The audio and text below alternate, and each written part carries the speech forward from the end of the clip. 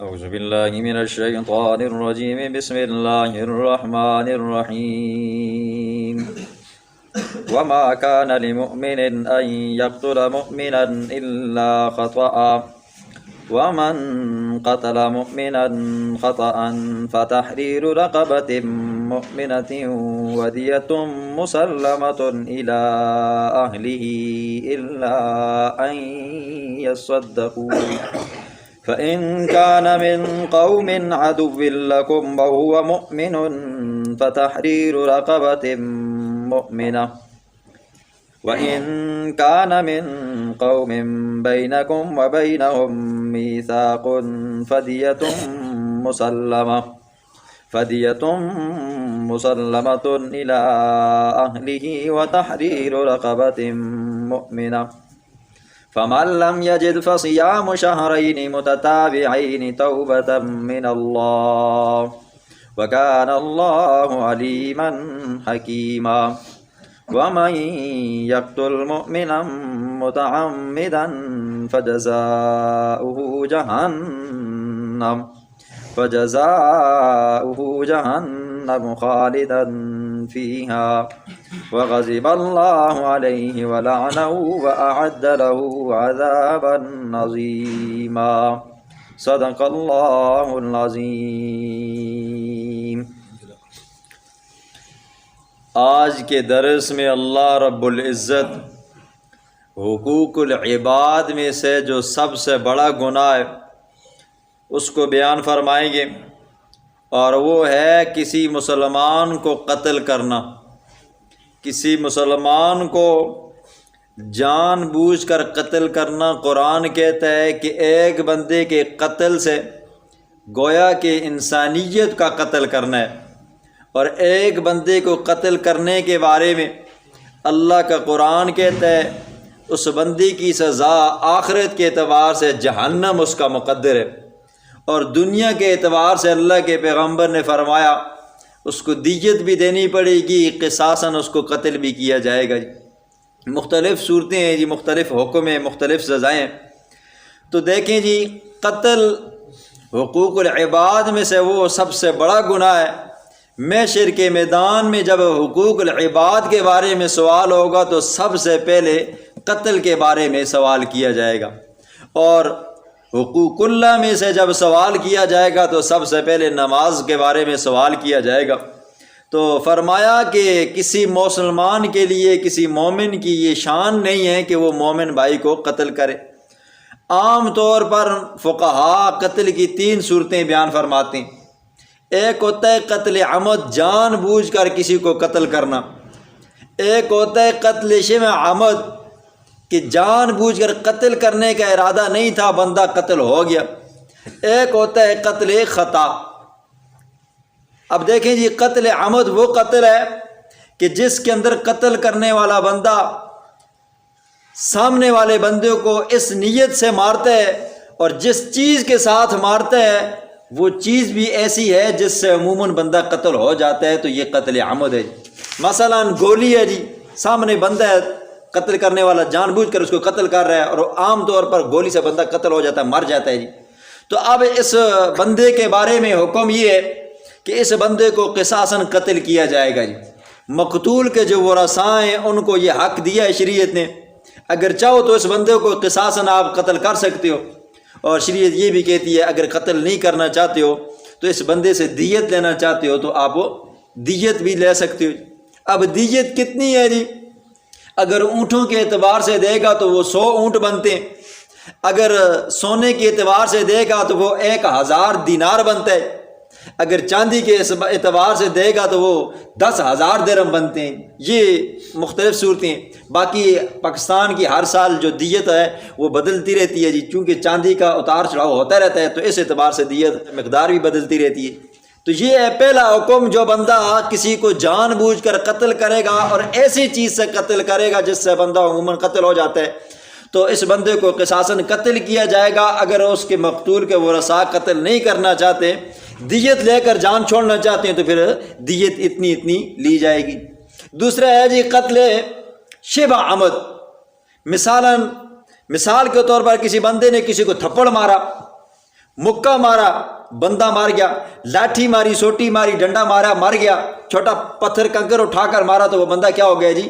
مر گیا۔ دیکھیں نا جی، سوٹی سے، ہاتھ سے، تھپڑ سے، یا یہ کہ چھوٹا کنکر مارنے سے، اس سے بندہ عموماً قتل نہیں ہوتا، لیکن کوئی بندہ ہو گیا تو شریعت کہتی ہے کہ اب اس بندے کے اوپر چونکہ جان بوجھ کر قتل نہیں کیا، قصاص نہیں ہے، بلکہ کیا ہے جی، اس بندے کے اوپر دیت اور کفارہ ہے جی۔ دیت کیا ہے وہ آپ نے سن لی ہے جی، اور کفارہ کیا ہے کہ غلام آزاد کرنے ہیں جی۔ تو اب چونکہ وہ زمانہ نہیں ہے جی غلاموں کا جی، اب غلاموں کا زمانہ نہیں ہے کہ اگر ہوتے غلام تو بندہ آزاد کرتا، تو اب غلام نہیں ہے تو پھر کیا کرے گا؟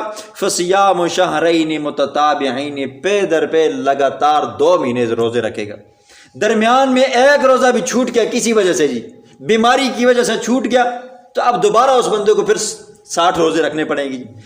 کسی اور وجہ سے چھوٹ گیا تو تب بھی اس کو کیا کرنے پڑیں گے جی؟ 80 9 نئے سرے سے وہ 60 کی گنتی شمار کرے گا۔ لیکن اگر کسی عورت سے کوئی بندہ قتل ہو گیا تھا تو اس عورت کے جو بیماری کے دن ہیں، بیماری کے دنوں میں اس کا تسلسل نہیں ٹوٹے گا، ہاں اس کے علاوہ اگر کسی اور وجہ سے وہ روزہ چھوڑ دیتی ہے تو پھر اس کو بھی لگاتار شروع سے 60 روزے رکھنے پڑیں گے۔ اسی طرح تیسرا حکم آ جاتا ہے قتل خطا۔ خطا، بندہ شکاری شکار کر رہا تھا، دیکھا سامنے مرغابی بیٹھی ہوئی ہے یا تیتر بٹیر بیٹھا ہوا ہے، قتل کرنا چاہ رہا تھا تو اور بندے نے فائر کیا، تیر مارا تو سامنے اس کے پیچھے بندہ تھا جی، جا کر اس کو لگا اور وہ بندہ بھی مار گیا جی۔ اب اس بندے کے اوپر دیت بھی ہے اور کفارہ بھی ہے جی۔ کفارہ کیا ہے جی؟ پے در پہ وہ 60 دن لگاتار روزے رکھنے، اور دیت کیا ہے جی؟ وہ 100 اونٹ ادا کرے یا 1000 دینار ادا کرے یا 10,000 وہ چاندی درم ادا کرے، تو یہ اس کا کفارہ بن جائے گا۔ تو اللہ فرماتے ہیں وَمَا كَانَ لِمُؤْمِنٍ، کسی مسلمان کے لیے، مومن کے لیے یہ جائز نہیں ہے، مومن کی شان یہ نہیں ہے کہ ان یقتل مؤمنا، کسی مومن کو قتل کرے جی۔ مومن کو قتل کر نہیں سکتا الا خطا، ہاں خطا اگر ہو گیا تو وہ علیحدہ بات ہے جی۔ فرمایا ومن قتل مؤمنا خطا، جو بندہ کسی کو خطا غلطی کے طور پر کسی کو قتل کر ڈالے جی، فتحریر رقبۃ مؤمنہ، اب اس کا کفارہ کیا ہے؟ حکم کیا ہے جی؟ حکم یہ ہے کہ ایک غلام آزاد کرے جو مومن ہو جی، اور ودیۃ مسلمۃ، اور دیت دے اس کے ورثاء کو، الی اہلی الا ان یصدقوا، اگر وہ معاف کرنا چاہتے ہیں، کل دیت معاف کرنا چاہتے ہیں تب ان کی مرضی ہے جی، ہم نہیں لیتے جی۔ آپ نے ہمارے والد کو یا بھائی کو، بیٹے کو یا جو بھی تھا، آپ نے اس کو قتل کیا ہے تو آپ سے کیا ہو گئی؟ خطاً ہو گئی جی۔ خطاً کیا ہوتا ہے جی؟ جاتے جاتے موٹر سائیکل آپ چلا رہے ہو، آگے بندہ آیا، بچہ آیا اور ایکسیڈنٹ ہوا، مار گیا جی۔ گاڑی چلاتے چلاتے آپ جا رہے تھے، آگے کوئی بندہ آیا، ایکسیڈنٹ ہوا اور وہ بندہ کیا ہو گیا جی؟ قتل ہو گیا، مر گیا۔ یہ قتل خطا ہوتی ہے جی۔ عام طور پر اچھے لوگ معاف بھی کر دیتے ہیں جی۔ فرمایا اس کے ورثاء کو اختیار ہے، چاہے وہ کیا کرے جی؟ دیت لیں، پوری لیں تب ان کی مرضی، یہ ان کا حق ہے جی۔ آدھی لیں تب ان کی مرضی، اگر بالکل معاف کر دیں للہ فی اللہ، اللہ کی رضا کی خاطر، تب ان کی مرضی۔ فرمایا وَإِنْ كَانَ مِنْ قَوْمٍ بَيْنَكُمْ وَبَيْنَهُمْ مِيثَاقٌ، ہاں جو بندہ قتل ہوئے اور وہ بندہ کیا ہے جی؟ ان لوگوں میں سے ہے کہ آپ کے درمیان میں اور ان کے درمیان میں ایک معاہدہ ہے، یعنی کہ وہ بندہ حربی کافر تھا، ذمی تھا، جو کافر تھا آپ کے ملک میں، پاکستان میں رہ رہا تھا، آپ نے اس کو امان دیا تھا ایک، اور ایک وہ بندہ جس کے ورثاء، جس کے رشتہ دار پیچھے دارالحرب کے اندر کفر میں ہیں، بارڈر پہ آیا اور آپ سے خطاً قتل ہو گیا، تو فرمایا ان دونوں کے بارے میں فرمایا وَتَحْرِيرُ رَقَبَةٍ مُؤْمِنَةٍ، ان کے بھی بارے میں حکم یہ ہے کہ ایک غلام آزاد کرنا ہے۔